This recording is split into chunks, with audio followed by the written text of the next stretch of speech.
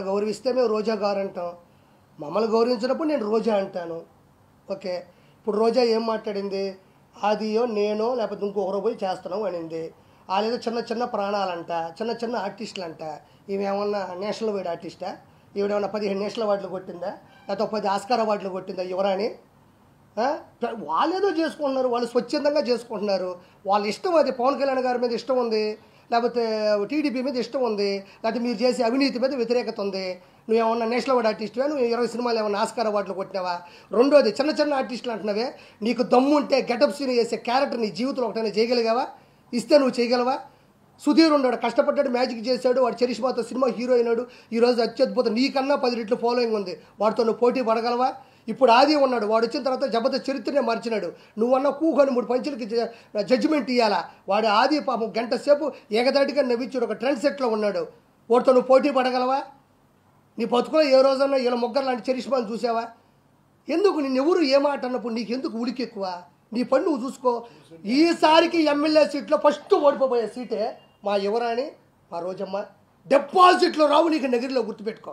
డిపాజిట్లు రావు నీకు నగిరిలో. ఉలికి ఉలికి పడమాకు, గౌరవించావు. మేము ఎప్పుడు నీ గురించి బ్యాడ్గా మాట్లాడుకోవాలి. నీకెందుకు ఓడిపోయి అక్కడ చేసుకోండి? చిన్న చిన్న ప్రాణాలా? 7 మంది హీరోలు ఉన్నారా? 7 మంది హీరోలు జనసేనలో ఉంటే వాళ్ళ కుటుంబంలో 70 మంది రౌడీలు నీ అన్న దగ్గర ఉన్నారు.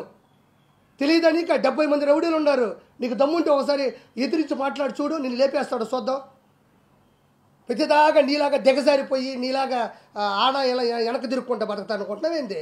వాళ్ళు స్వచ్ఛందంగా పడినారు, వాళ్ళు ఇష్టం ఉంటే ఉంటారు, లేకపోతే పోతారు. నోరు మూసుకొని నీ పబ్లిసిటీ నువ్వు చేసుకో. నువ్వు చేసినా ఓడిపోతావు, చేయకపోయినా ఓడిపోతావు. నటుకుమారని చెప్పినట్టు జనసేన కన్నా వచ్చి అక్కడ మద్దతు బలుకు, బాగుంటుంది నువ్వు నీ బతుకు. ఇంకేటన్నా వస్తుంది, రేపు ఎల్లుండో వస్తుంది. నగిరిలో ఏముంది? నేను వచ్చిన నగిరికి నీ వల్ల నేను ఎదవనైపోయినాడా? ఏముంది నగిరిలో నువ్వు చేసిన అభివృద్ధి? వారం పెడితే చాలు, నీ అంత తాళపాక అన్నమయ్యనట్టు వెళ్తుంటావు పైకి. వెంకటేశ్వర స్వామి అంటే అంత ఇష్టం, అంత ప్రేమ ఉన్నప్పుడు అన్న చేసే దుర్మార్గాన్ని ఎందుకు అడగలేకపోతున్నావు? 30 మంది కావాలి నీకు, ఒకరు కాదు. అమ్మ పెద్ద టీం నీకు, తిరుమల టీం ఉంటుంది నీకు, వేసుకొని పోతా ఉండాలా. తిరుమలకి అన్నకి సామాన్య భక్తుడు తిరుమలకి వెళ్తే నీ అన్నకి ఇష్టం ఉండదు. ఎందుకంటే పాపం వాడి దగ్గర 1 రూపాయి డబ్బులు ఉండవు, వాడు అన్నదానం తింటాడు, హుండీలో డబ్బులు లేడు పాపం. మీ అన్న 30,000 పెట్టి వెంకటేశ్వర స్వామి దగ్గరకు వచ్చినాడే గొప్పవాడు. ఉండు నీకు జూన్ 4వ తారీఖు మొత్తం అందరి లెక్కలు జాలస్తాము. హైదరాబాద్ మారుతుంది. జగన్మోహన్ రెడ్డి లండన్ అని పెట్టుకున్నాడు, ఎందుకంటే అదే లండన్లో విజయమాల్య ఉన్నాడు, దొందు 2 ఒకటే ఆడికి పోతాడు. మా విజయసాయి రెడ్డి ఉన్నాడు, ఏమిరెడ్డి గారి ఇంటర్వ్యూ కూడా బీట్లని విజయసాయి రెడ్డి ఏటు ఏమన్నా ఏమిరెడ్డి ప్రభాకర్ రెడ్డి గారికి పైన విజయసాయి రెడ్డి దిగినాయంటే మీ అతి చేష్టాలు, మీ ఆకురు చేష్టాలు కాబట్టి ఏమన్నా చేయగలరా మీరు? ఎవరికి? ఓహో, మనోడు అందుకే మొన్న అంటున్నాడు కాలేజీ రూమ్ అంటున్నాడు. అది ఈసారికి కూటమి వస్తుంది, అవతలోడికి ఓటం వస్తుంది. దయచేసి నేను అడిగిన ప్రణాళికల్ని చెయ్యండి. నేను నిష్పక్షపాతంగా స్వచ్ఛందంగా మాట్లాడుతున్నాను. ఈ విషయం ఎవరూ మాట్లాడాల. మన మతాన్ని మనం కాపాడుకుందాం, దయచేసి మన హిందుత్వాన్ని కాపాడుకుందాం. పైన లడ్డు ఇంత ముందులాగా ఉండాలా, అన్నదానం బాగుండాలా, ప్రపంచంలో నలుదిక్కులు వచ్చే వాళ్ళకి అన్ని ఫెసిలిటీస్ ఇవ్వాలా, అందరికీ ఉండాలా, అన్ని మతాలు బాగుండాలా. ఇది నేను మాట్లాడింది. ఈ మా అన్న నాకు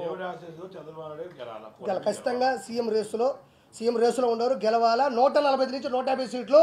నేను అనుకున్న పద్ధతిలో ఎక్కువ మాట్లాడాలి. ప్రతిసారి పింఛన్లే, రోడ్లు బాగుపోయిన పర్లే మాకు పింఛన్ ఇచ్చాడు. మా ఇంట్లో ఎవరికన్నా ఉద్యోగం లేదు అయినా 3,000 పింఛన్ ఇచ్చాడు. మా ఇంట్లో మా పిల్లోడు మనవుడు గంజాయి తాగుతున్నాడు అయినా నాకు పింఛన్ ఇచ్చాడు. పింఛను. ఒక కుటుంబంలో ఒక 5 మంది ఉంటే ఒక ఆవిడే ముసలావిడ ఉంటుంది, మిగతా 4గురికి కూడా పింఛన్ ఇవ్వనప్పుడు నీ పింఛన్ కుటుంబం అంతా కాపాడుతుందా? ఇప్పుడు నువ్వే ముసలావున్నామ్మా, నువ్వు డబ్బులు తీసుకునేవో, రేపు నీ బాగాలేకపోతే అంబులెన్స్ వచ్చింది, రోడ్డు బాగలేదు, ఆ రోడ్లో నేను అంబులెన్స్ తీసుకోపోతే పోయి చచ్చిపోయినావు. రోడ్లు బాగాలేవు, నీ పింఛన్ డబ్బులు నేను కాపాడుతుందా? అంబులెన్స్ వేగానే వేస్తుందా? నువ్వు ఏమైనా ఫ్లైట్ వేసుకుని వెళ్ళగలవు 3,000కి? నీ 3,000 కాదు, గుర్తుపెట్టుకో. నీ మనవరాలు చదువు కావాలా, నీ మనవుడు ఉద్యోగం కావాలా, అవతల వాళ్ళకి జాబు కావాలా, నీ ప్రాణం కూడా బాగుండాలా.